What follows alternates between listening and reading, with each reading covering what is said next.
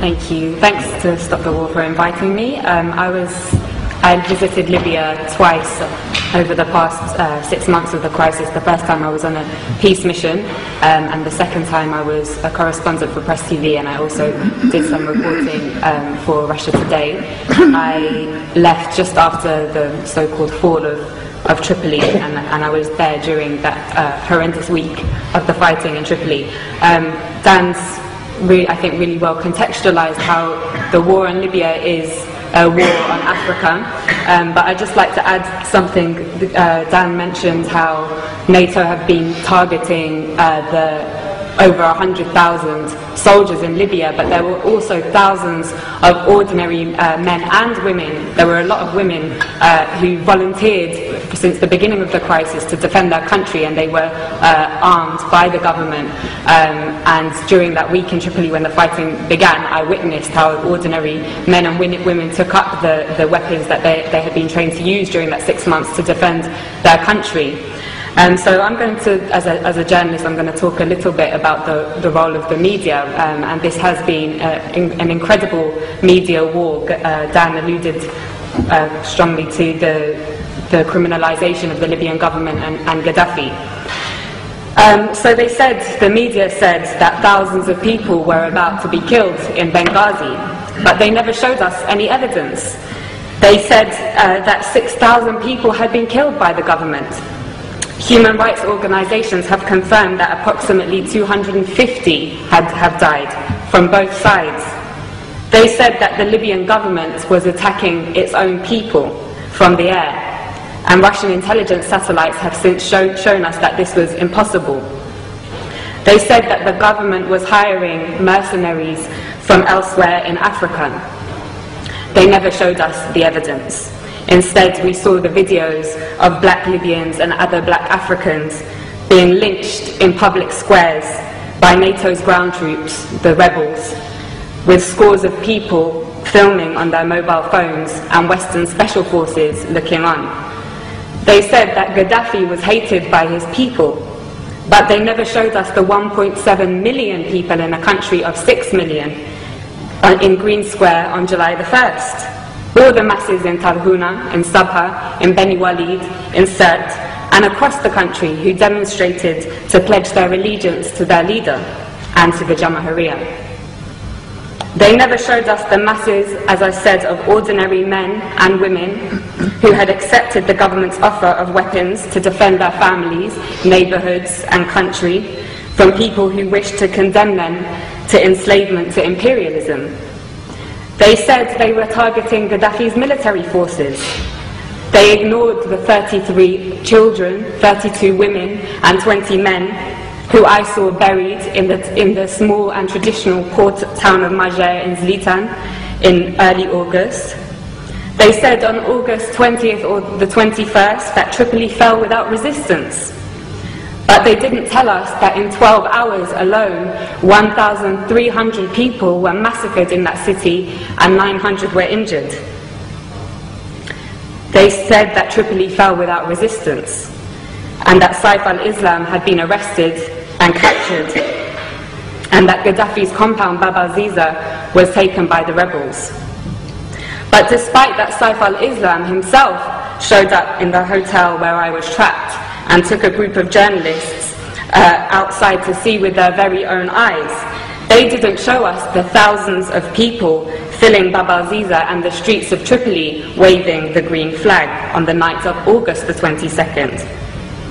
They said that Tripoli fell without resistance. But they didn't show us that in the 24 hours after those journalists from all the West's major networks had seen that site, that Bab al-Ziza alone was pounded 63 times with NATO bombs. They didn't show us how all the gatherings of the people to defend their capital from those who wished to send them back to the times of colonial puppet King Idris were attacked with missiles and Apache gunships. They didn't show us how the brave people of Abu Slim, the poorest area in Tripoli, and the staunchest area of support for Gaddafi, resisted for 5 days until on August 24th, NATO attacked anything that moved and piles of bodies lined the streets. They told us that the country was liberated. 6 weeks later, the rebels have conceded that they won't be able to move their headquarters to the capital. And that the rebels have confirmed, I think it was today, that they won't be able to take Bani Walid, and Sirte also remains strong. So, Gaddafi, mass murderer, hated by his people so much that they would beg NATO to bomb their own country, hated so much that the capital city fell without resistance. Or NATO, mass murderer, killing the Libyan masses because they would die for their leader, just like in Tripoli.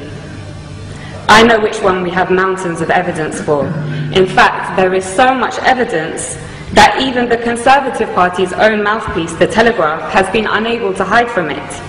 Amongst their numerous reports showing that the rebels lack the popular support that Gaddafi enjoys, one article published this week reported what I heard throughout my stay in Tripoli. A resident of Sirte, Susan Farjan, said, "We lived in democracy under Muammar Gaddafi. He was not a dictator. I lived in freedom. Libyan women had full human rights. It isn't that we need Muammar Gaddafi again, but we want to live just as we did before." In the same article, 80-year-old Mabruka says, "Life was good under Gaddafi. We were never afraid." Again, in the same article, another elderly lady says, "They are killing our children. Why are they doing this? For what? Life was good before."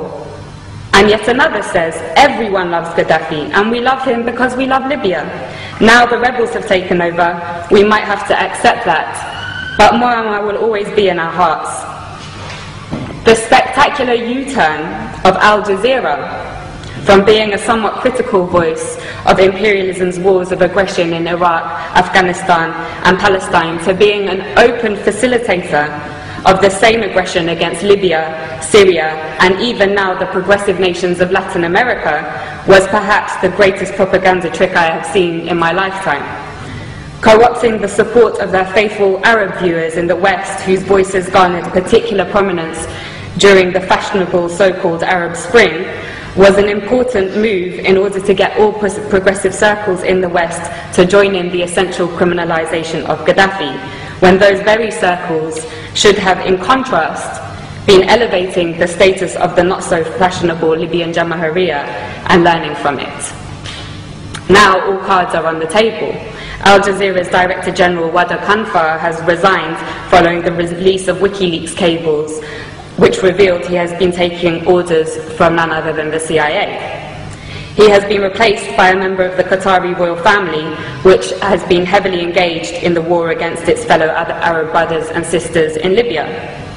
But despite the role of Al Jazeera being clear as day now, it continues to get away with the same tricks of tugging on the liberal heartstrings of westernized audiences with its stories about how people in sovereign states of the global south's greatest tragedy is their lack of Western democracy, never mind that it has failed in the West.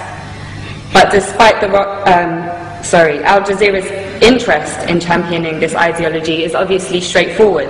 It hosts the United States' largest military base in the Middle East, CENTCOM, and they are, of course, close friends.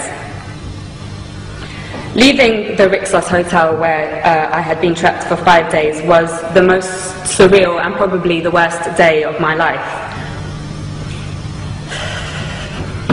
It was a bad day. The safe, secure, welcoming city, full of life and warmth that I had driven through days previously had transformed.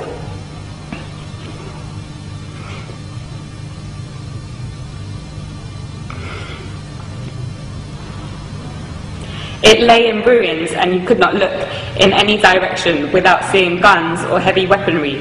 Many people had gone into hiding, been killed, and thousands of others had fled. And the people that I knew who remained, who had been the very people who had helped me to learn about the glorious recent history of Gaddafi's Libya, were inevitably traumatized and in a complete state of shock.